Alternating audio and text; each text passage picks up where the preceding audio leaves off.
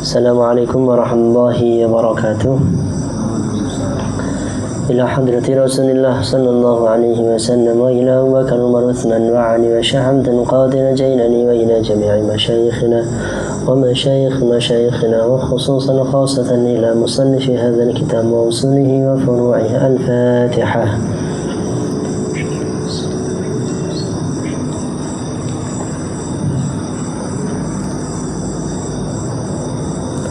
ثم نخص خاصة إلى آبائنا وآباء آبائنا وأمهاتنا وإخواننا وأخواتنا ومشايخنا ونخص خاصة إلى مشايخ معهد مجسري. الفاتحة.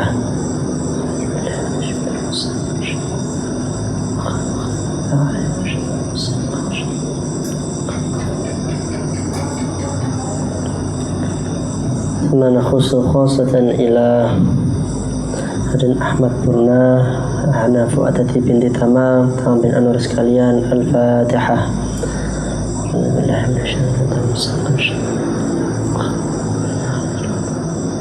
Kemarin sampai mana?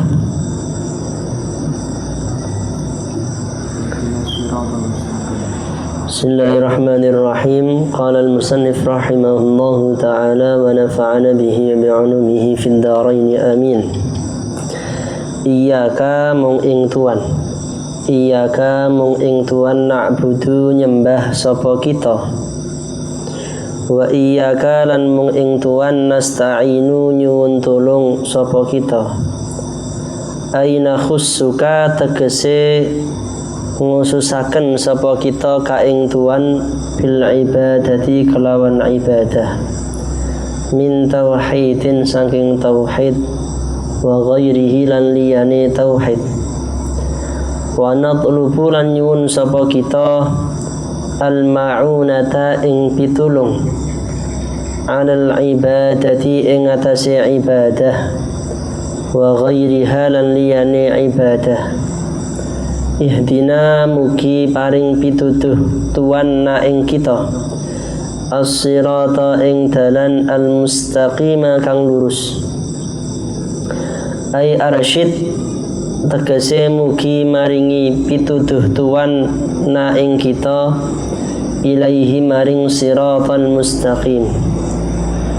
Wa yubdal lan den gawe badal minhu saking ihdinas siratal mustaqim apa siratal ladzina an'amta alaihim, lafad siratal ladzina an'amta alaihim, siratal ladzina ing dalane pira-pira wong kang an'amta kang aweh nikmat sinten tuan alaihim ing atase alladzina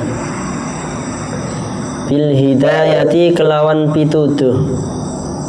Wa yubdalu lan den gawe badal minal ladzina saking lafat alladzina bi silatihi kelawan silai lafat alladzina, ghairil maghdubi alaihim kelawan lafaz ghairil maghdubi alaihim. Ghairil maghdubi kang liyane kaum kang den bendoni apa alaihim ing atase kaum, wa hum utawi al maghdub iku al yahudu wong Yahudi. Wala ghairad dhalin lan liyane wong kang den sasar kang sasar. Wa hum utawi ad-dhalin iku an-nasara wong Nasrani. Wa nuktatul badali utawi faedah badal iku ifadah awe faedah annal muhtadina ing sak temene pira-pira wong kang oleh pituduh iku laisu ara ono apa al muhtadina iku al yahud iku al yahuda wong Yahudi, wala nasaran ora wong Nasrani. Wallahu utai Allah iku a'lamu luwih ngawruhi bis-shawabi kelawan perkara kang bener. Wa ilaihi lan iku maring Gusti Allah al marji'u utawi nggon bali, ay wal ma'abi tegese wong nggon bali. Wa sallallahu mugi pari rahmat ta'zim sinten Allahu Allah ala sayyidina ing atase bendara kita rupane Muhammadin sallallahu alaihi wasallam, Nabi Muhammad wa ala alihi lan ing atase keluargane Kanjeng Nabi Muhammad wa sahbihi lan pira-pira sahabate Kanjeng Nabi Muhammad wa sallama lan mugi paring keselamatan sinten Allah tasliman kelawan keselamatan katsiran kang akeh daiman kang langgeng abadan ing dalem saklawase wa hasbuna utawi zat kang nyukupi ingsun iku Allahu Gusti Allah wa ni'mal wakilan iku sebagus-bagusé apa al wakil zat kang den pasrai ayu utawi Allah wala haula lan ora ana kekuatan iku maujud daya iku maujud wala quwwata lan kekuatan iku maujud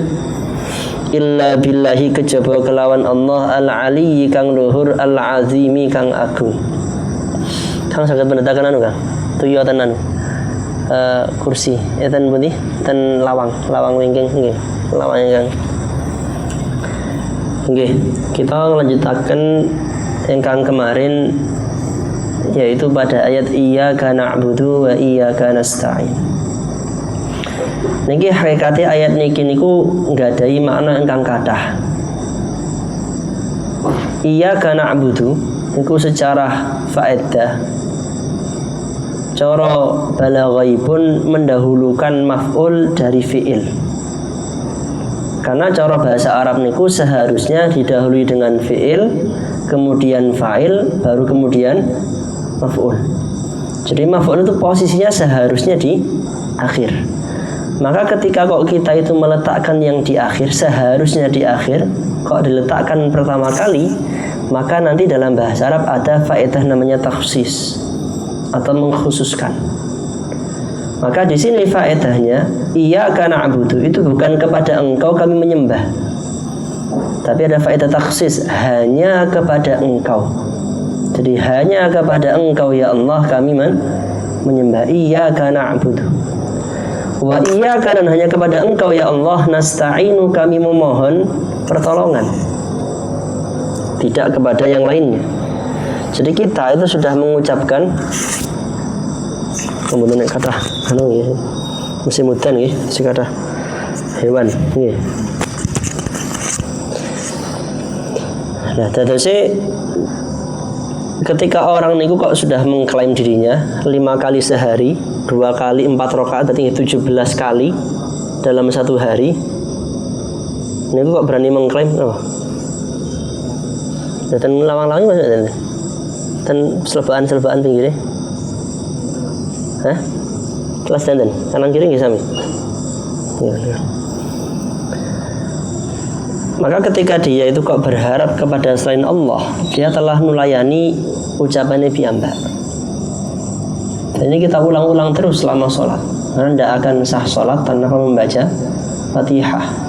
Dan tidak akan sah bacaan Fatihah kalau kurang 1 huruf saja dari surat Al-Fatihah. Maka ketika iyyaka na'budu wa iyyaka nasta'in ini difahami secara benar, difahami secara utuh. Seseorang ini mboten angsal. Ketika kok enten tiyang mboten remen tiyangi langsung susah. Tiyang niku mboten angsal, amarga wedi tiyang niku kok mboten remen, akhirnya malah seharusnya salah mboten disalahke mboten angsal.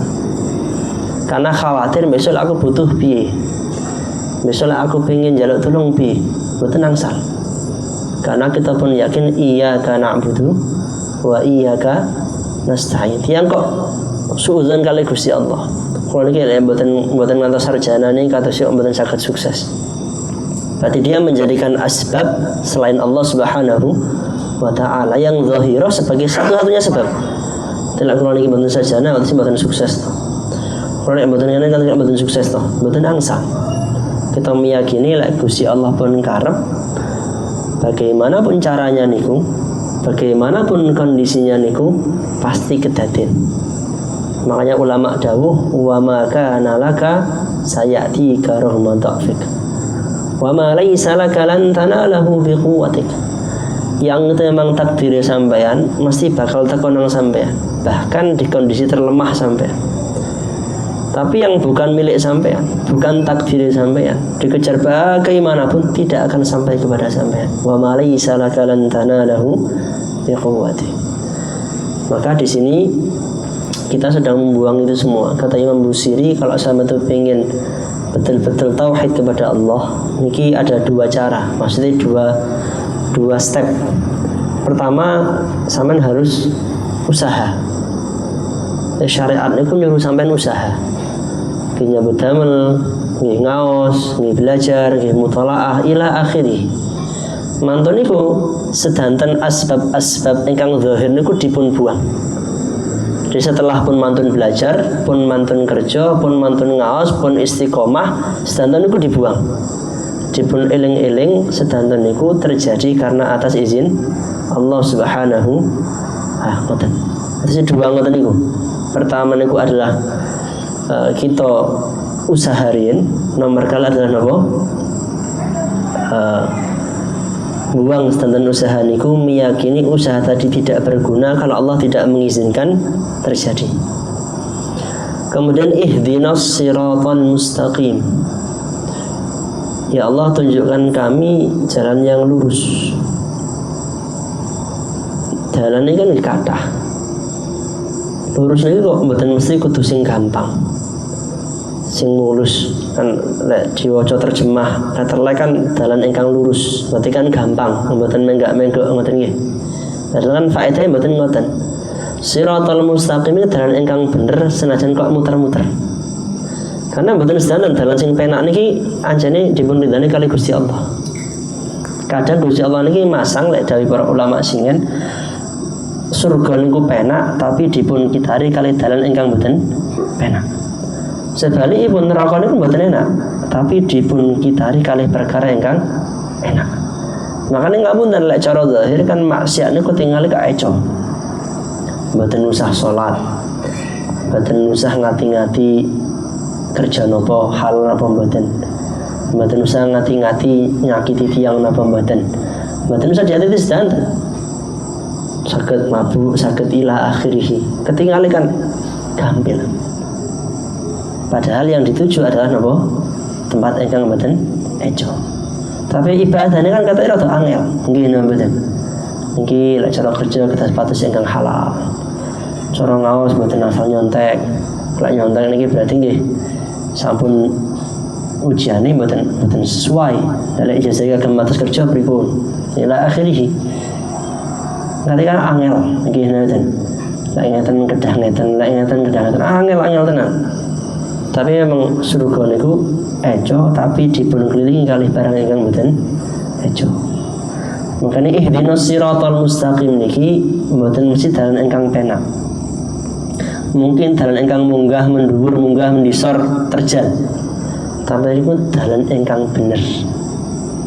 Hati mboten kedah ningali, kok enak ngeten nggih, mboten. Sing ditingali ujunge perbuatan niku dateng surga napa dateng nerakanipun Gusti Allah. Ingkang ditingali niku pekerjaan niki datang ke saya napa datang ke mboten saya. Masalah sing nyarengi sampeyan tiyang kathah napa mboten kathah niku mboten ngefek. Mboten enten dampake. La siratal mustaqim niki dipun sifati kalian Allah Subhanahu wa taala ay siratal ladzina an'amta alaihim. Jalannya orang yang ya Allah engkau berikan nikmat. Lah niki lho, hidayah niku nikmat. Bahkan nikmat yang paling agung niki hidayah.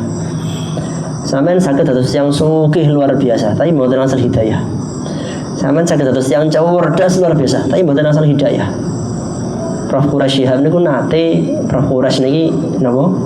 Seorang fasir alim sampun sepuh sangat niku nate suatu ketika ten pesawat enten rencange niku sebelahe maksudnya sebelahipun niku nangat-nangat masalah Islam. Kita ngerti lah sampean ngerti napa soal Islam. Oh iya saya hafal Quran. Oh, coba dites sih. Dites ternyata napa? Hafal tenan.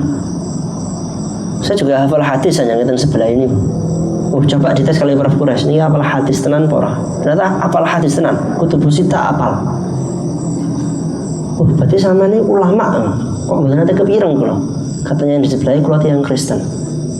Jadi dia seorang peneliti dari barat yang bahkan hafal Quran, hafal hadis, cerdas luar biasa, tapi tidak mendapatkan hidayah iman pada Allah Subhanahu wa ta'ala. Jadi hidayah niku mboten ningali sampean cerdas, sampean sugih, sampean marat mboten. Tapi murni saking Allah Subhanahu. Sampean ningali Abi Thalib. Abi Thalib niki sinten? Pamanipun Kanjeng Muhammad sallallahu alaihi wasallam. Sing ngramut Kanjeng Nabi mulai cilik. Ingkang mendukung semua perjuangan Kanjeng Nabi ketika beliau dados nabi. Tiang Quraisy datang kepingin Kanjeng Nabi, pasti Abu Thalib pasang badan. Mboten kersa. Lek Kanjeng Nabi kenging barang ingkang mboten sae. Tapi sampai sedo, apakah Abu Thalib masuk Islam? Mboten. Apakah Abu Thalib masuk Islam? Mboten. Niki sampeyan tinggal tiang sing pun celak kali Kanjeng Nabi. Paklike Kanjeng Nabi. Ingkang ngramut Kanjeng Nabi. Kalau bukan Allah pilih untuk mendapatkan hidayah, mboten angsal hidayah. Makanya nikmat yang paling besar niki senes kok bondo. Senes kok sing cerdasan mboten. Paling awal nikmat ingkang paling luar biasa diparingi saged iman kalihan Gusti Allah. Dipun paringi kenikmatan untuk saged nampi hidayahipun Gusti Allah. Sampeyan apik kaya piye? Tapi lek mboten nate syahadat, niki besok corotan akhirat rapote niki kosong. Amargi napa? Amargi mboten nate daftar. Cara yang sekolah niku pun dari ujian pun mlebu kelas tapi mboten nate daftar. Adra jariyah ten Quran niku. Kados debu sing kenging angin. Dadi kados numpuk debu ten inggile watu ning kenging angin, ical sedanten. Nah, kados niku. Kados menika bagaimana orang sing beramal kathah pripun tapi mboten nate syahadat. Nah, kita ngeten iki pun syahadat, meskipun ibadah mboten patek kathah, dipun jamin dari Kanjeng Nabi Muhammad sallallahu alaihi wasallam. Para siapa nyekseni Allah itu pangerane dan Nabi Muhammad itu utusane, dakhalal jannah. Mesti masuk surganipun Gusti Allah. Dan sampeyan pun khawatir pun angsal nikmat ingkang paling luar biasa nggih menika syahadat dateng nyakseni Allah niku pangerane, Kanjeng Nabi niku utusane Gusti Allah. Sembah nuwun Mas. Nggih, Kang. Sembah nuwun. La siratal ladzina an'amta 'alaihim niki karena dia jalan yang Allah ridai, maka konsekuensinya pasti bukan jalan orang yang Allah marah kepadanya. Tapi lagi kita dapat jalannya orang yang Allah ridai, sudah pasti jalan itu bukan jalannya Allah yang orang yang Allah tidak suka. Jadi orang kan ada dua pilihan, dipun ridani kali Gusti Allah atau dipun getingi kalihan Gusti. Namun kali niku mawon. Maka niki ditaukidi. Kita nyuwun dalan ingkang sae, kita nyuwun dalan ingkang lurus, kita nyuwun dalan ingkang bener. Dalan niku berarti secara langsung pastinya bukan jalan orang-orang yang engkau marahi wahai Allah. Dipun tafsiri kalian Imam Suyuti nggih menika al-Yahud, tiang Yahudi. Tiang Yahudi niki sinten? Keturunane sinten? Nabi Yakub alaihi salam.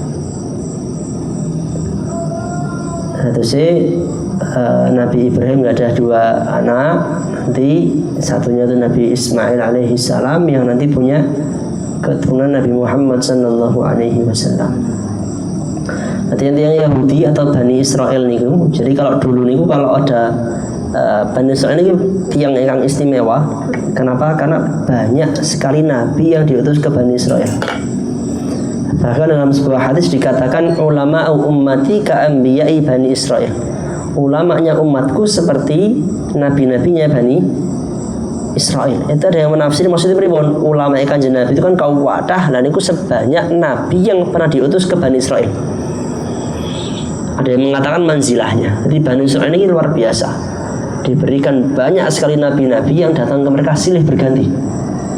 Tapi kalau ada nabi absen dikit, mereka sudah langsung kafir. Tidak usah jauh-jauh, Nabi Musa alaihi salam niku ninggal Bani Israel hanya 40 hari. Itu pun mereka kan sudah tahu Nabi Musa itu berangkat awalnya Nabi Musa itu sebelum berangkat bilang, kalau saya itu akan munajat kepada Allah diminta 30 hari. Cuman sama Allah ditambah 10, jadinya 40. Nambahnya tadi 10 dinten nih loh, Bani Israil mboten sabar. Akhirnya nyembah anak sapi. Padahal sudah melihat Nabi Musa membelah lautan. Wis Nabi Musa belah lautan.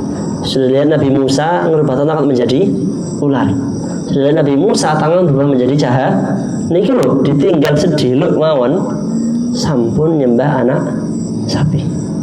Bani Israil niku lek nabi ini mboten sugih, mboten raja dipun bunuh. Makanya mereka itu hanya tunduk, nabi yang mereka tunduk itu hanya Nabi Sulaiman sama Nabi Daud. Amarga raja. Berarti mereka takut. Tapi kalau nabi niki sinten-sinten ngantos dibunuh. Dan itu tiang-tiang Bani Israil yang agama ini agama Yahudi. Nah, makanya al-maghdub yang Allah marahi yaitu orang-orang Yahudi. Kenapa kok Allah marahi mereka? Allah kok geting sangat tiang Bani Israil. Sudah diutus banyak sekali nabi, tapi mereka masih tidak mengimani Allah Subhanahu wa ta'ala. Ini kalau cerita ini, coba kita urut-urut nih. Gimana Bani Israil kok megelnya sangat. Mereka itu kan awalnya budak. Budak di mana? Mesir. Dibebaskan oleh Nabi Musa dari kota Mesir. Kemudian menyeberangi Laut Merah, dibuka nih, lautnya dibelah menjadi 2. Kemudian sampai ke sana, sudah sampai ke daratan, minta makan dan minum, dikasih manna dan salwa. Jadi dikasih manna dan salwa, minta air putih. Bisa dipukulkan tongkat, keluar 12 mata air sama dengan 12 baninya Bani Israil. Ditinggal sebentar langsung nyembah anak sapi. Akhirnya ditakzir, Allah azab, dimatikan semua. Setelah mati semua, Nabi Musa munajat lagi, ya Allah kalau ini Bani Israil meninggal semua, terus siapa yang mengesahkan jenengan? Allah hidupkan lagi mereka. Kemudian 70 orang yang paling soleh diajak untuk ke atas gunung untuk bermunajat kepada Allah, minta maaf lagi. Ketika mereka mendengar Nabi Musa, kan gelarnya Kalimullah yang diajak bicara oleh Allah. Mereka penasaran, piye rupane Gusti Allah. Minta ditunjukkan wajahnya Gusti. Jadi minta Gusti Allah kan mandap. Nemoni Bani Israil. Ini kurang ajar tenah. Akhirnya diazab, mulai dimatikan semua lagi. Nabi Musa munajat lagi, ya Allah niki pun 70 orang yang paling soleh. Lah niki mati terus sinten sing ngesakaken jenengan. Ditangekne melih. Terus request Nabi Musa, kurang pingin ma'am bawang, pingin ma'am kubis, pingin ma'am ila akhirih. Kirang lah hanya mana dan salwa ini kirang. Oh iya bisa. Kamu taklukkan kota yang di depan sampean ini. Nanti kalau sampean taklukkan kota itu dan pasti menang, dijamin, garansi Gusti Allah yang jamin. Mereka jawabnya apa? Idhhab anta wa rabbuka faqatilah. Sing budal jenengan mawon Musa kali pangerane. Kalau pun menang, kita tak melu. Nangel ngene. Hadis napa? Kasarane napa kan? Hadis cara kasarane mau wajah ngene. Masya Allah. Sampai pun diparingi kota niku ta sing nyuwun napa? Idhhab anta. Hadis sing kan bidal sinten? Nabi Musa kali Gusti Allah. Idhhab anta wa rabbuka. Wis jenengan mawon kali sing bidal lek pun menang kita garek mudhun. Innalillah. Makanya digelari ghairil maghdubi alaihim, karena mereka mendapatkan marahnya Allah Subhanahu waladhdallin, dan bukan orang yang tersesat. Ditafsirkan oleh Imam Suyuti yaitu orang Nasrani.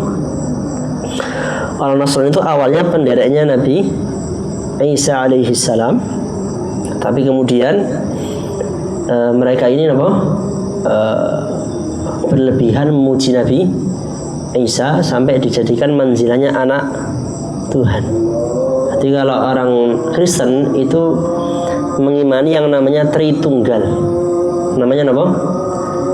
Tritunggal. Jadi 3 adalah 1, 1 adalah 3. Maksudnya pripun gitu? Tuhan itu 3 tapi hakikatnya 1 ila akhiri.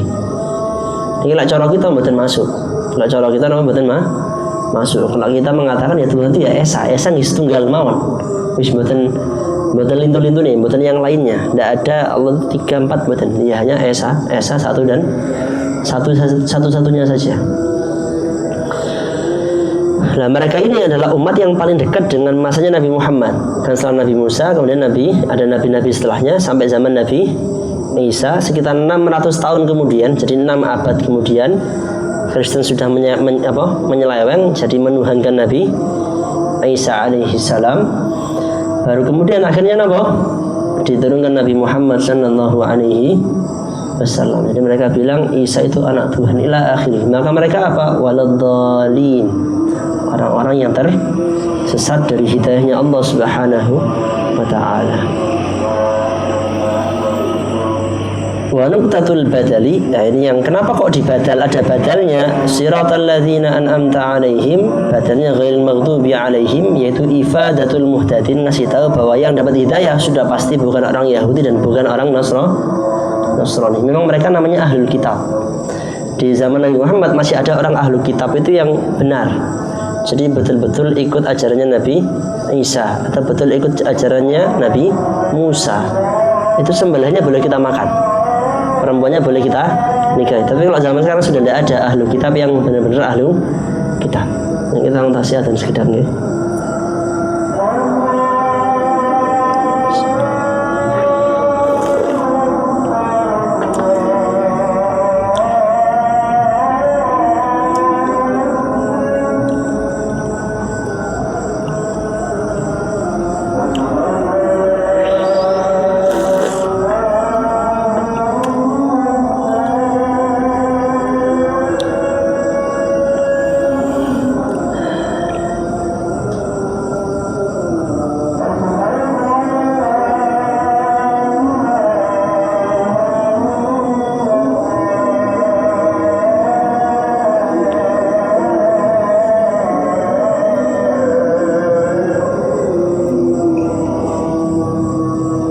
La ilaha illallah Sayyidina Muhammad al-Rasul.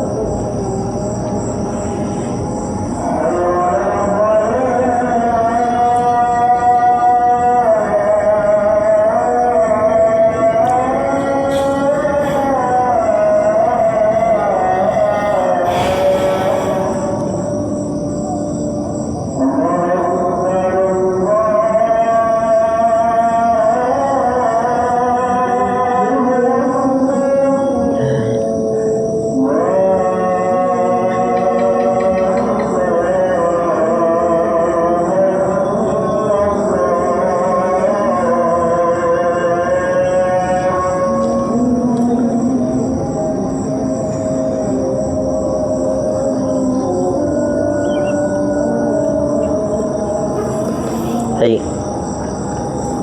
kita lanjut ke ya, atas jam 7 insyaallah sampai kepada suratul Baqarah. Iku madaniyatun kang bangsa Madinah atau madaniyah iku mi'atani 200 wasitun lan 6 au sab'un utawa 7 wa thamanuna lan 80 apane ayatan ayate. Bismillahirrahmanirrahim. Alif lam mim. Allahu utawi Gusti Allah iku a'lamu luwih ngaweruhi bimuradihi kelawan kang den karepaken Allah. Bidzalika kelawan mengkono-mengkono alif lam mim. Zalika utai mengkono ai hadzal kitabu tegese ikilah Quran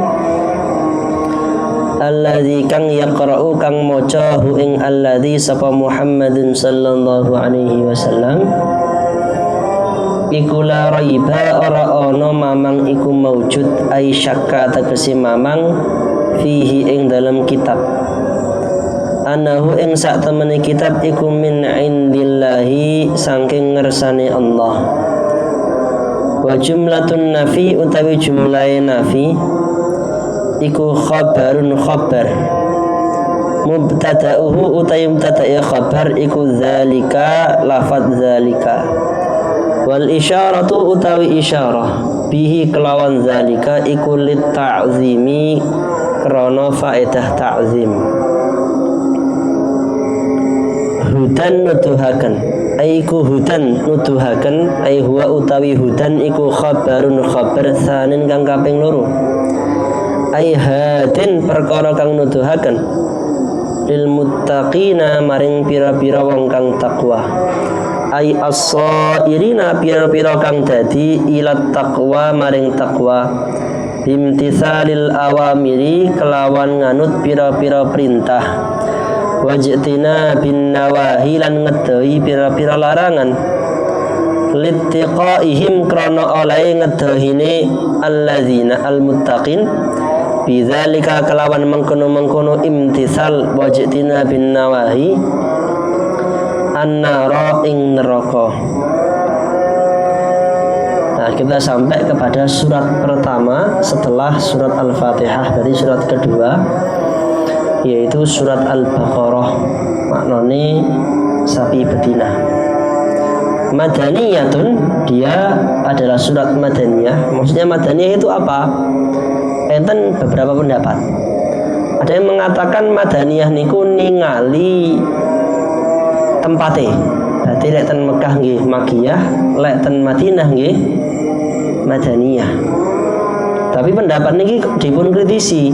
Bagaimana yang turun misalnya di Yathrib, apakah Yathribiyah? Atau di jalan menuju Madinah, apakah Thoriqiyah misalnya? Kan betul. Ada yang bilang tergantungnya diajak ngobrol. Kalau yang diajak ngobrol orang Quraisy berarti ya Makiyah. Kalau yang diajak ngobrol orang Madinah berarti ya Madaniyah. Jadinya kalau ya ayyuhalladzina kafaru itu ya orang kafir Quraisy, tapi kalau ya ahlul kitab, orang ahlul kitab berarti orang Madinah. Karena di Madinah itu ada orang Yahudi sehingga lebih beragam. Nah, pendapat yang paling kuat niku mboten keduanya niku. Tapi batasannya adalah hijrah. Kalau ayat itu turun setelah hijrah, bahkan jika di kota Mekah namanya ayat Madaniyah.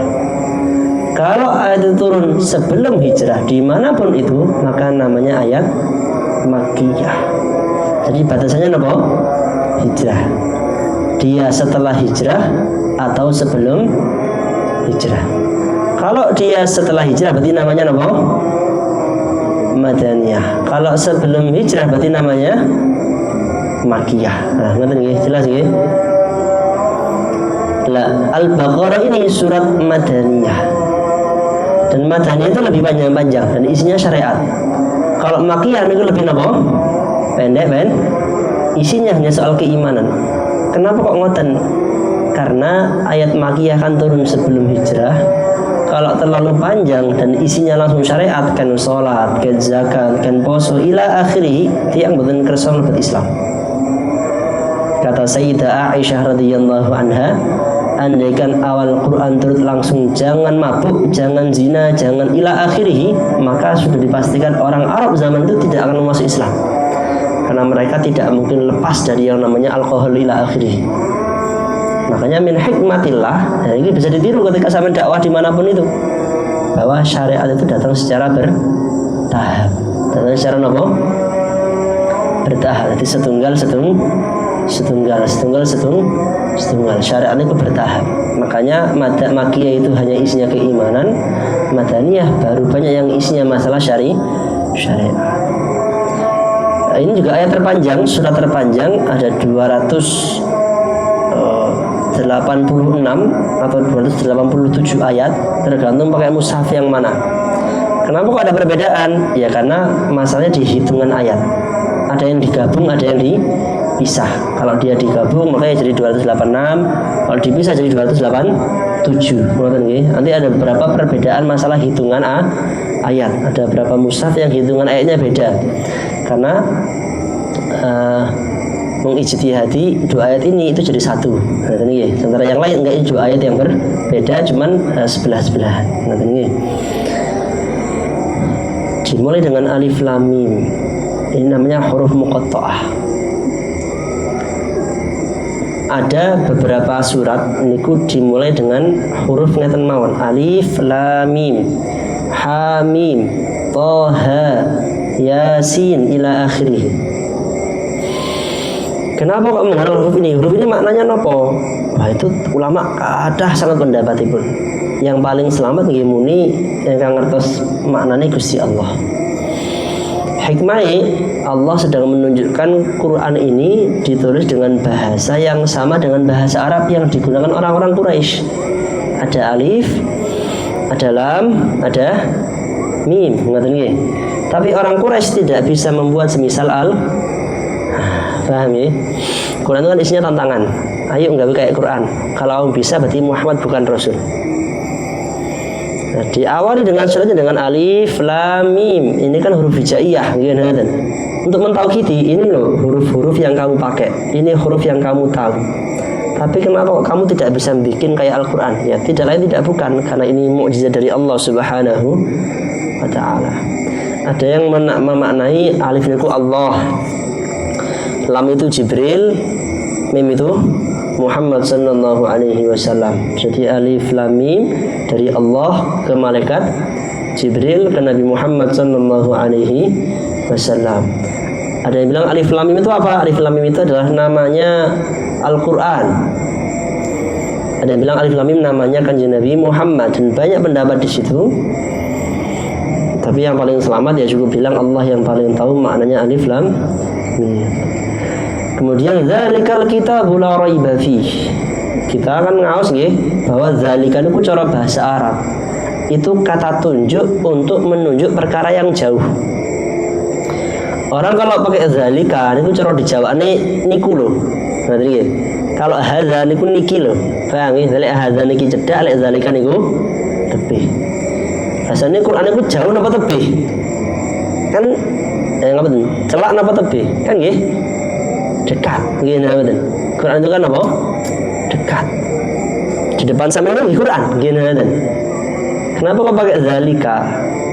Kadang-kadang orang Arab itu menggunakan kata tunjuk di sana, tapi barangnya di sini karena yang ditunjuk perkara yang sangat agung. Jadi perkara cedek, tapi tidak mau pakai haza. Pakainya apa? Zalika.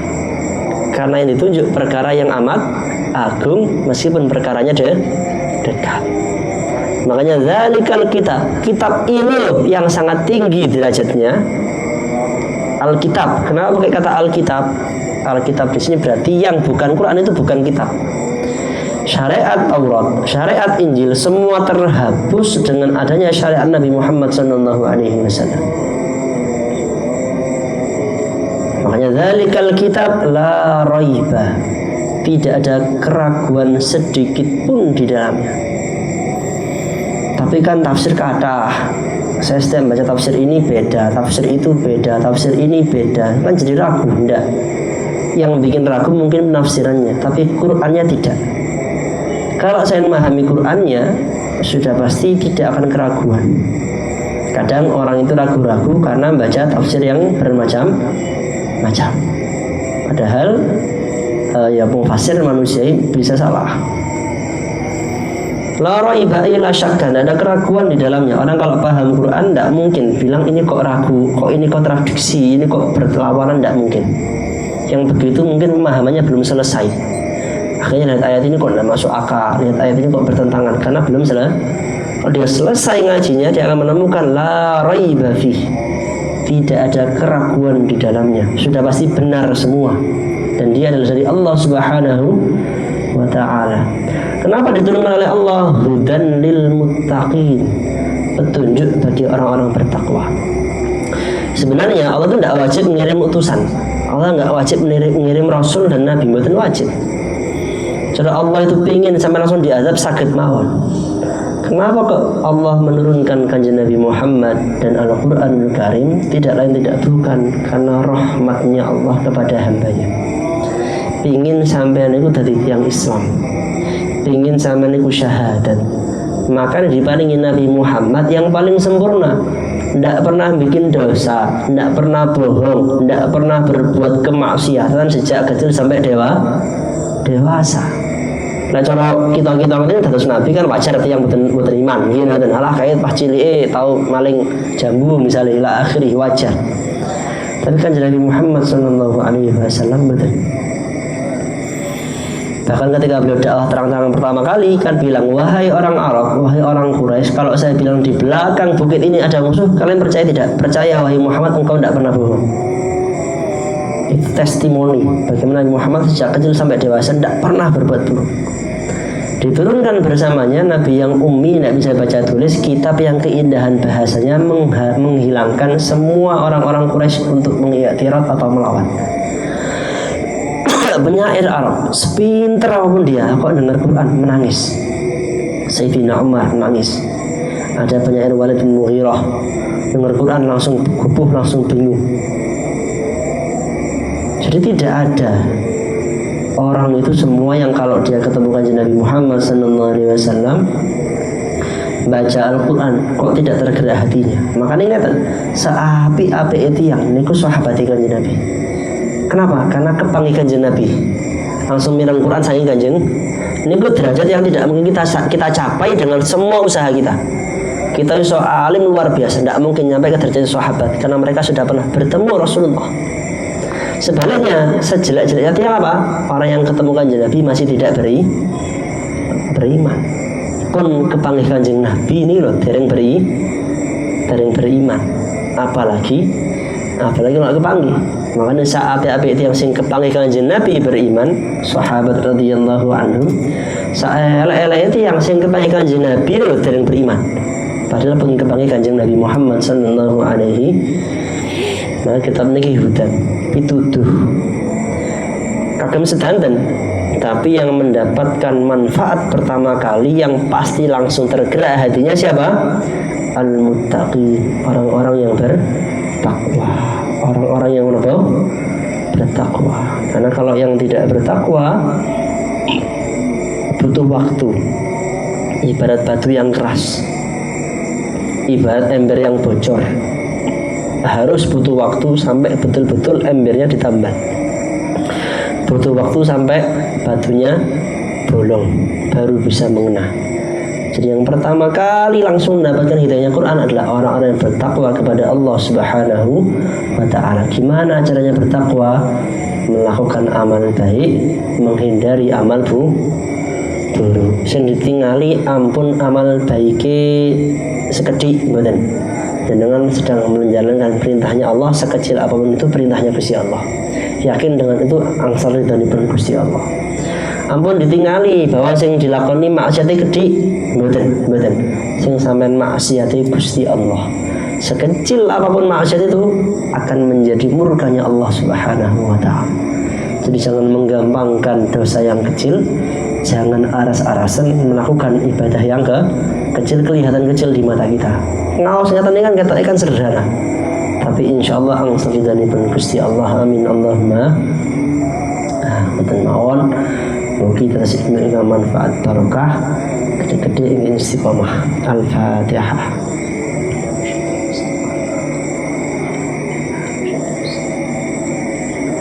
Assalamualaikum warahmatullahi wabarakatuh.